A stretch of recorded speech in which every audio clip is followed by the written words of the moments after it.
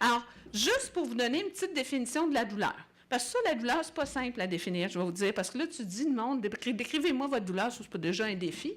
Mais de la définir, ce que je vais faire pour vous, c'est que je vais prendre la définition qui a été donnée par l'Association internationale de la douleur. Parce qu'il y a une association comme telle. D'ailleurs, un petit message en passant, le Congrès international va avoir lieu cet été à Montréal. Alors, la douleur chronique, c'est défini comme étant une expérience sensorielle et émotive. On va s'entendre sur le fait que quand on a mal, c'est vrai qu'il y a des nerfs puis de la circuiterie qui transmet l'information douloureuse, mais c'est désagréable. Donc, comme tel, il y a deux volets. Il y a le volet sensitif, mais il y a le volet émotif qui nous avise qu'il y a un dommage qui est soit arrivé ou qui est en train de se produire. Donc, en gros, c'est ça de la douleur. La douleur, on peut la définir en termes de temps. Mais on pourra la définir en termes de cause. On va y revenir aux causes. Mais en termes de temps, on va dire qu'une douleur aiguë, habituellement, c'est autour d'une semaine. C'est parfois un petit peu plus, mais c'est à peu près autour d'une semaine.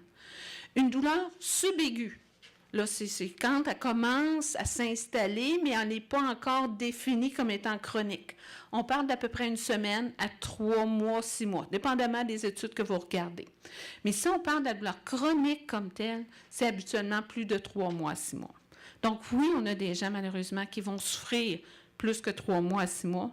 Et j'ai des patients que je vois dans ma clinique qui souffrent depuis plusieurs années et qui vraisemblablement vont souffrir aussi plusieurs années encore. On réussit à en contrôler parfois une partie de cette douleur-là, mais on n'a pas toujours la capacité de l'éliminer complètement, malheureusement. Alors, la douleur aiguë, si on revient à la douleur aiguë, êtes-vous capable de me donner des exemples de douleur aiguë? Là, je vous ai parlé d'une douleur qui dure entre 0 et 7 jours. Avez-vous des idées de douleur aiguë? Une coupure. Une coupure, tout à fait. On se coupe, ça fait mal.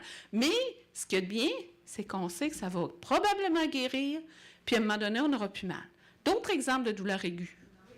Une brûlure, tout à fait. Alors, on se brûle, il y a un trauma, et habituellement, ça guérit.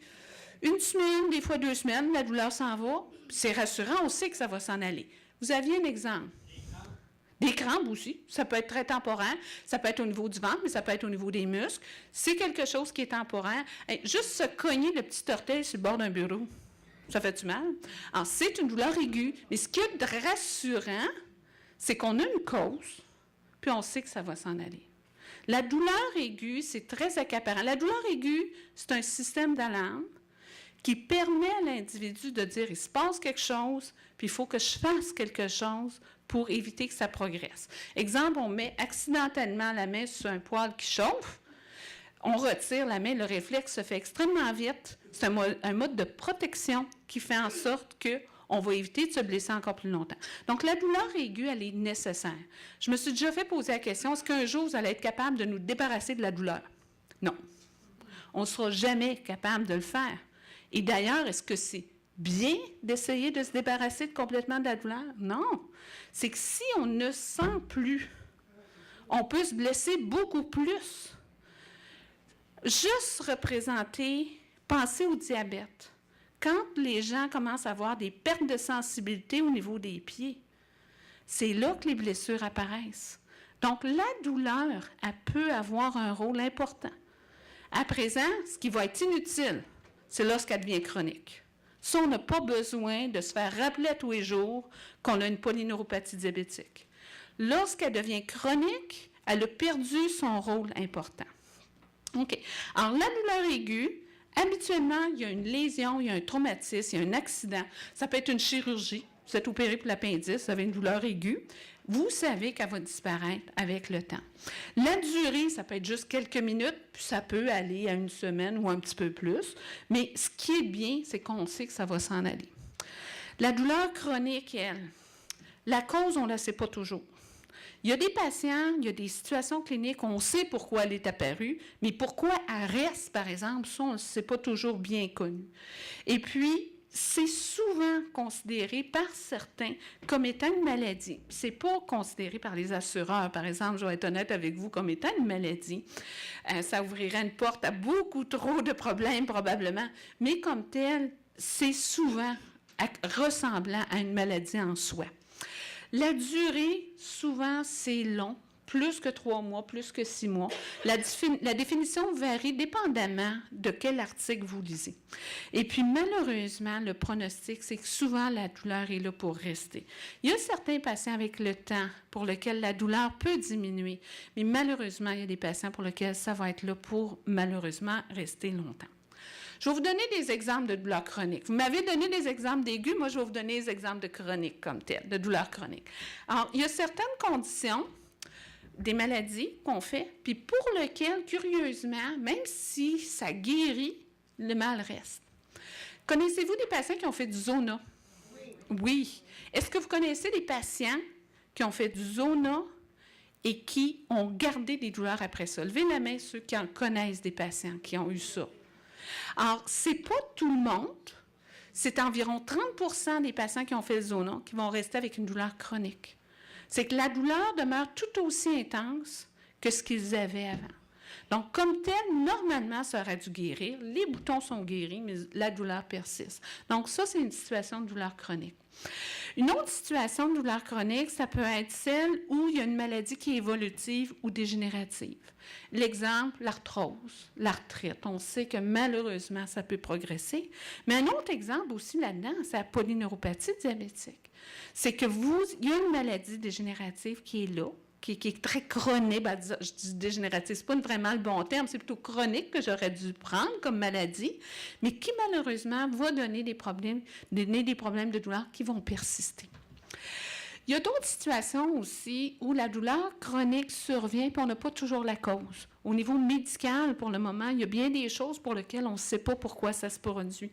La migraine, c'est une maladie neuropathique qui est persistante. Ça donne des douleurs chroniques qui sont persistantes. La cause exacte, on ne la connaît pas toujours, mais ça peut en faire partie. La fibromyalgie aussi, c'est un problème qu'on associe aux douleurs chroniques, douleurs neuropathiques, entre autres. La cause, malheureusement, on ne la sait pas, mais on sait que c'est tout à fait réel. Alors, je vous ai donné des exemples de douleurs chroniques. On va juste faire une petite mise au point puis un résumé de nos types de douleurs. Alors, on a défini la douleur tantôt, qu'est-ce que c'est que la douleur. On a défini ce que c'est un peu plus la douleur comme telle selon la durée. Mais là, on va les voir selon les sortes de douleurs. Alors, vous avez toutes les sortes de douleurs en haut. On peut les diviser en 2 grandes familles. La douleur qui est inflammatoire, puis la douleur qui est non inflammatoire. Puis dans la douleur inflammatoire, on la redivise en somatique et viscérale. Somatique, là, c'est celle qui vient des os, des ligaments, des tendons, des muscles. Avez-vous des exemples à me donner de douleurs inflammatoires somatiques? C'est-à-dire que ça vient de la peau, des ligaments, des tendons, des muscles. Avez-vous des exemples?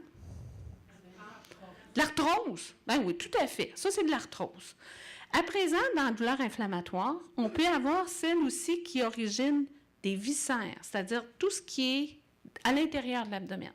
Ça peut être l'intestin, ça peut être le rein, ça peut être le cœur, ça peut être les poumons. Avez-vous des exemples à me donner d'une douleur inflammatoire, mais qui origine des viscères? Maladie de Crohn. Côlon irritable. Diverticulite. Vous êtes bon. Vous en avez plusieurs. L'infarctus, c'en est une. C'est une douleur qui va être inflammatoire, viscérale. OK? Donc, on a toute une grande famille de douleurs de ce côté-ci. De l'autre côté, c'est celle qui est non inflammatoire. Puis dans les non inflammatoires, on a celle qui est neuropathique et ce qu'on appelle psychogénique. Elle, je vais vous en parler tout de suite. Psychogénique, c'est dans une situation où une personne a des problèmes psychologiques. Et au lieu que ça soit vécu comme étant une dépression ou de l'anxiété ou des choses comme ça, c'est vécu comme étant un problème de douleur. C'est rare. C'est très rare. Vous avez sûrement entendu dire, c'est quelqu'un qui a de la douleur chronique, ça doit être dans sa tête. Est-ce que c'est une expression ou des choses que... Écoutez, c'est très véhiculé. Mais je peux vous dire qu'une douleur chronique qui est vraiment créée par le cerveau, c'est rarissime. Moi, je dis toujours à mes patients, ceux qui vous disent que c'est dans votre tête la douleur, dites-leur qu'ils ont raison. C'est parce que c'est là qu'il est le système nerveux, puis c'est là que la douleur, elle est perçue. Mais ça ne veut pas nécessairement dire que c'est la cause de la douleur. Donc, ce n'est pas nécessairement la condition psychologique qui est la cause. Plus souvent qu'autrement, les gens vont développer une situation de dépression, d'anxiété à cause qu'ils ont du mal. OK? Alors, c'est plus souvent dans ce sens-là. Donc, la douleur psychogénique, on va l'oublier pour le restant de la présentation, c'est rare. C'est vrai que ça peut exister, mais c'est rare. La douleur neuropathique, c'est ça qui nous implique plus aujourd'hui, c'est celle qui provient de nerfs. Alors, c'est les nerfs soit périphériques, c'est-à-dire dans les jambes, dans les bras, ou encore du système nerveux central. Ça, à ce moment-là, c'est directement le cerveau et la moelle qui va provoquer la douleur. Donc, comme bien, on a deux grandes familles de douleurs. On a plusieurs catégories. Puis, le médecin, juste en faisant le questionnaire, juste la façon dont vous décrivez vos douleurs, va avoir déjà une bonne idée de quel type de douleur. Parce qu'on s'entend, des coliques, c'est complètement différent que de l'arthrose. Puis juste au questionnaire, le médecin va être capable déjà d'avoir une bonne idée lequel des deux vous avez. Donc, une des choses qui sera importante, puis on y reviendra en fin de présentation, c'est quand vous rencontrez votre médecin, c'est de décrire votre douleur. Même si c'est difficile, ça vaut la peine d'y penser à l'avance pour pouvoir lui en parler.